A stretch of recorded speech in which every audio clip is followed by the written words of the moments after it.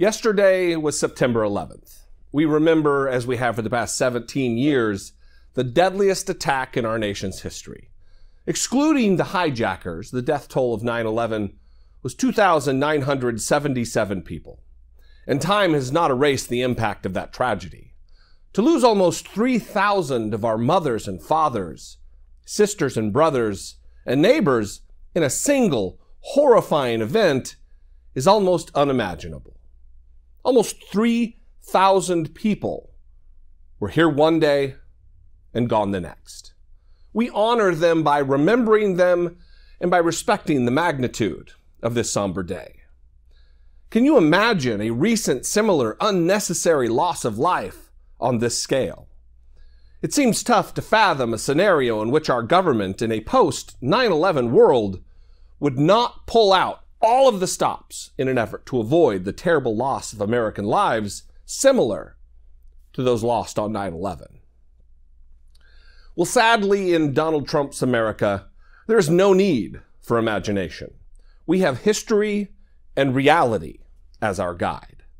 Keep 9/11 in mind and your emotions related to that tragedy close at hand as you think about Puerto Rico and the heartbreaking number of American deaths because of Hurricane Maria. 2,975. Two fewer than on September 11th, 2001.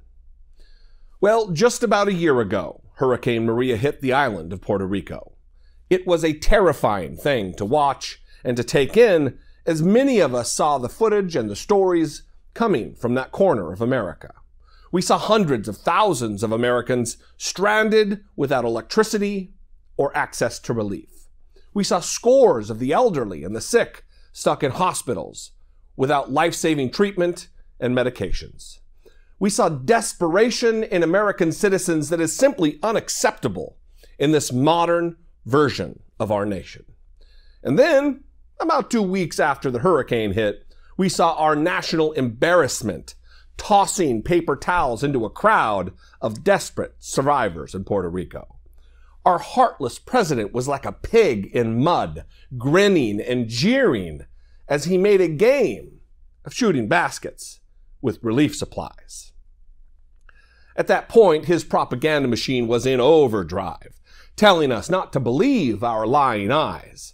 As cameras panned across the desolation in Puerto Rico, we were told over and over by the White House that the death toll was 64 people. A number didn't make any sense given all that we'd witnessed. But then, of course, the truth came out. Just last month, the official death toll in Puerto Rico was updated. We had lost 2,975 American lives. It was an almost identical number to the tragedy of 9/11.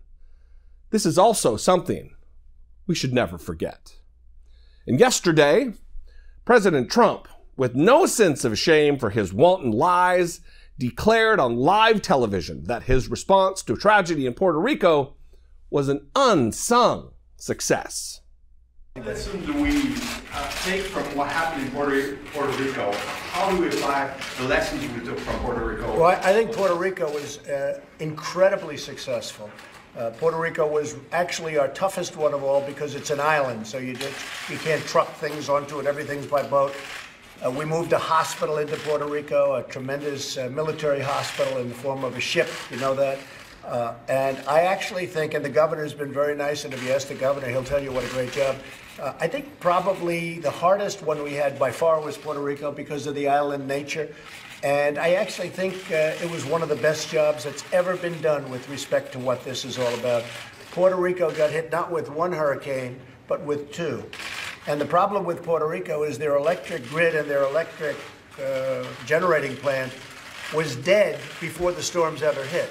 It was in very bad shape. It was in bankruptcy, had no money. It was largely, closed. And when the storm hit, they had no electricity essentially before the storm, and when the storm hit, that took it out entirely. The job that FEMA and law enforcement and everybody did working along with the governor in Puerto Rico, I think, was tremendous. I think that Puerto Rico was an incredible, unsung success. He sat there after lying in dramatic fashion for almost a year about the death toll in Puerto Rico and proceeded to tell us that we should be applauding the government for essentially only losing 3,000 American lives. Is that what you really need, you insufferable egomaniac?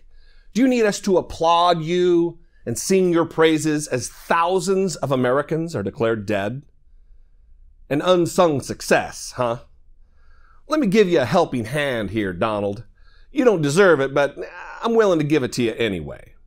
When you're shifting blame to the outdated electrical grid in Puerto Rico, that's our American outdated electrical grid.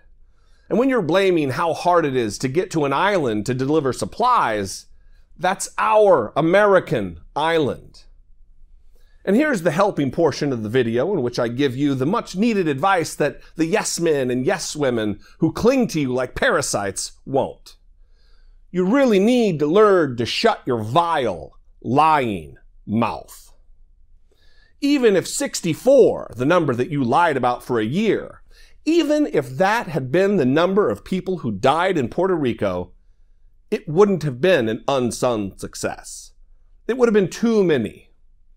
But as for 3,000 people dying, you're a monster for even thinking those words, let alone letting them slip free from your puckered butthole of a mouth with no worry that we'd hear them. The good news, though, is we did hear them. We heard them, and on November 6th, Donald Trump and the rest of his complicit Republican Party will hear all of us.